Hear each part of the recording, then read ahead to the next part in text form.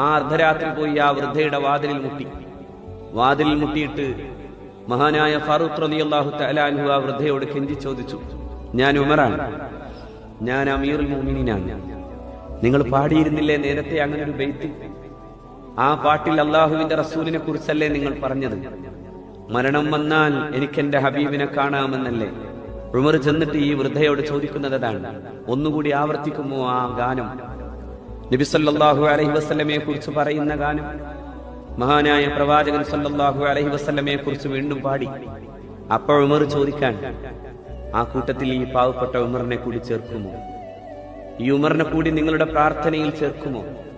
ഹബീബിന്റെ ചാരത്തേക്ക് നിങ്ങൾ അല്ലാഹു റബ്ബുൽ ഇസ്സത്തിനോട് ദുആ ചെയ്യുമ്പോൾ അതേ ദുആയിൽ ഉമറും ഉണ്ടാകണം എന്ന് ദുആ ചെയ്യുമോ? അപ്പോ ആ സഹോദരി അങ്ങനെ ദുആ ചെയ്യുമ്പോൾ വീണ്ടും കരഞ്ഞ് ആ വാതിൽ പടിക്കൽ കുത്തിയിരിക്കുന്ന സയ്യിദുനാ ഉമർ റളിയല്ലാഹു തആല അൻഹുവിന്റെ ചിത്രം നമ്മൾ